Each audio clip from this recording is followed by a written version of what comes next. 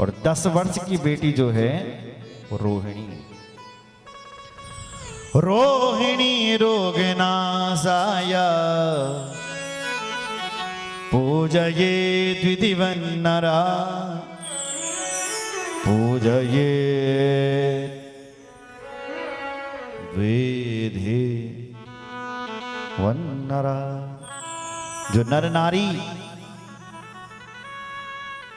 10 वर्ष की बेटी का पूजन करते हैं, ये रोग को शांत करती है। रोगान शेषा,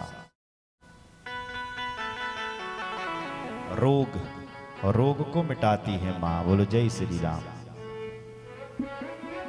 वैसे तो सारी बेटियां पूजनीय हैं। ब्राह्मण की बेटी का पूजन करोगे तो तुम्हारी ज्ञान शक्ति बढ़ेगी।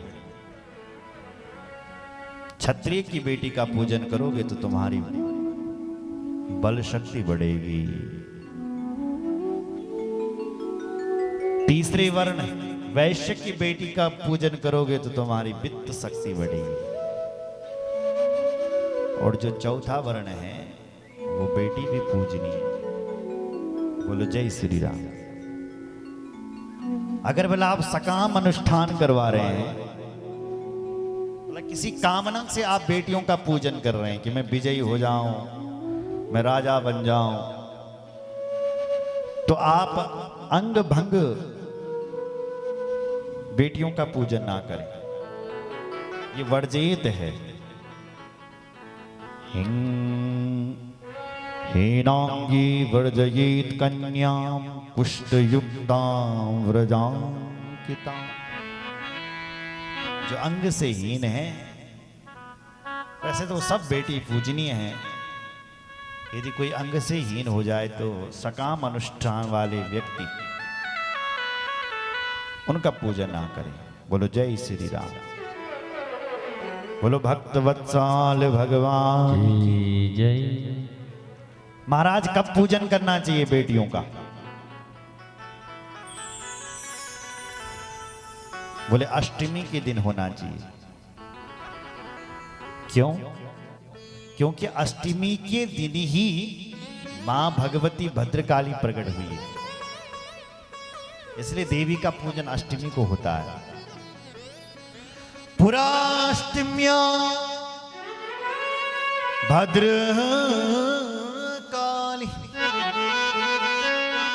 दक्ष यज्ञ विनाशिनी प्रादुर्भूता महाघोर योगिनी कोटिभिः सह। मां का पूजन अष्टमी को इसलिए होता है कि पुराष्टम्याम भद्रकाली, अष्टमी के दिन भगवती भद्रकाली प्रकट हुई है, इसलिए अष्टमी के दिन पूजा होता है। दक्ष यज्ञ विनाशिनी क्यों प्रकट हुई बोल भद्रकाली? दक्ष के यज्ञ को विनाश करने के लिए। आपने सुना होगा भगवान वीरभद्र और भगवती प्रकट हुई थी, उस दिन जो तिथि थी वो अष्टमी थी, इसलिए अष्टमी के दिन मां प्रकट हुई है, इसलिए देवी का कन्या पूजन अष्टमी को होना चाहिए। बोलो जय श्री।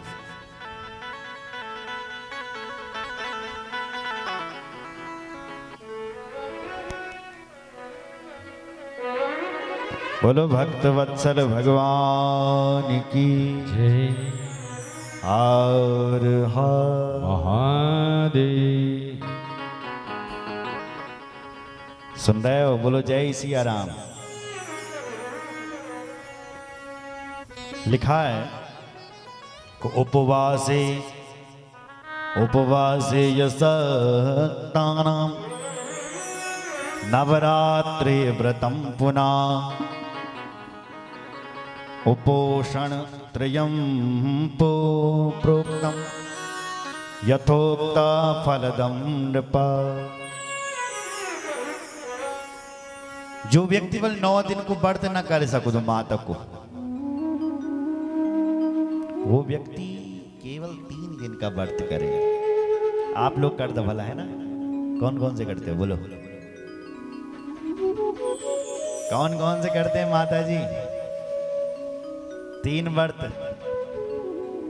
बोलो। पहला करते हैं फिर पांचवा करते हैं, फिर लास्ट वाला किसने बताया आपको? किसने बताया ऐसा व्रत करना है? बताया किसी ने? किसी शास्त्र में लिखा है? बोलो जय श्री राम। गलत है बोलिए करना। पहला, पांचवा और लास्ट, इसकी कोई विधि नहीं है। वो तुम्हारा अपना मन मर्जी को व्रत जाऊंगा। अच्छा, विधि क्या है 3 व्रत की? बोले विधि ये है, सप्तम्याम च तथाष्टम्याम नवम्याम भक्ति संयुता त्रिरात्र करणात् सर्वं फलं भवति नान्यथा। अगर 3 ही व्रत करना चाहते हो तो सप्तमी को करो। बोल पहला व्रत, सप्तमी महाकाली, अष्टमी महालक्ष्मी और नवमी महासरस्वती। सप्तमी, अष्टमी और नवमी को व्रत करना चाहिए, तब ये 3 व्रत हो जाते हैं देवी के। अब ये बीच वाला विधान पहला, 5वां और लास्ट का, ये तो हमने देवी पुराण में नहीं कहीं देखा। देवी पुराण में कहा गया है कि 3 व्रत को करें, त्रिरात्र तक करें, अष्टमी, सप्तमी, अष्टमी और नवमी। भक्ति भाव से आप देवी का पूजन करें, आपको 9 व्रत करने का पुण्य मिल जाएगा। बोलो शंकर भगवान की जय। पूजा विष्णु हो वैश्या कुमारी पूजये नेस्तथा संपूर्णो वदव्रतं प्रोक्तम् विप्राणाम चैव भोजने। किसी भी व्रत अनुष्ठान का फल तब मिलता है जब उसमें 3 चीजें होती हैं। एक, लास्ट में व्रत आपके पूरे हो गए, यज्ञ पूरा हो गया, ब्राह्मण भोजन बहुत जरूरी है।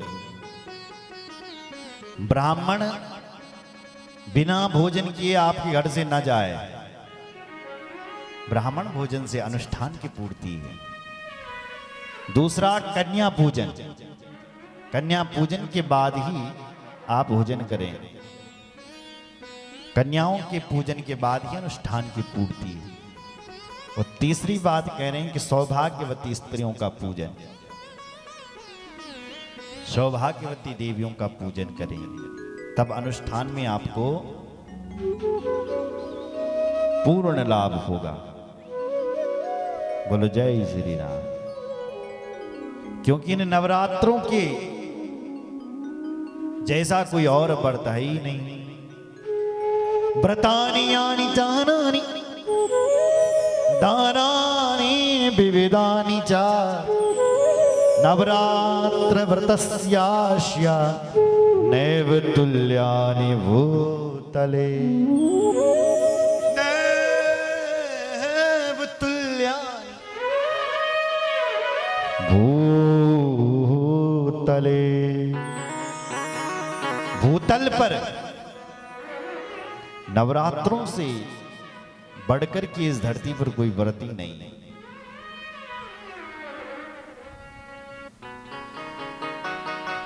बोलो जय श्री राम। गरम हो रहा थोड़ा ना। बोलो शंकर भगवान की। अच्छा, ये व्रत क्या क्या देता है? धन धान्य प्रदम नित्यम सुख संतान वृद्धिदम आयुरारोग्यदम चैव स्वर्गदम मोक्षदम तथा। जो व्यक्ति बल निर्धन है उसको धन देता है ये व्रत। धन धान्य प्रदम नित्यम।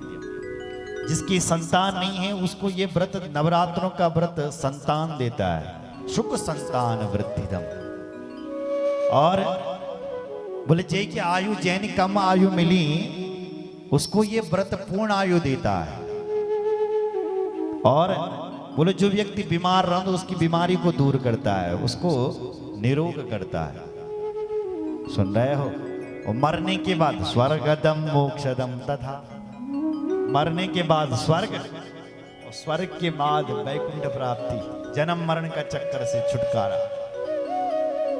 और क्या चाहिए फिर इस चीज को? क्यों साहब? भुक्ति और मुक्ति दोनों मिले। और बोले विद्यार्थी ये बर्तन कर लो, जो विद्यार्थी बोले विद्यावान हो जाएगा। विद्यार्थी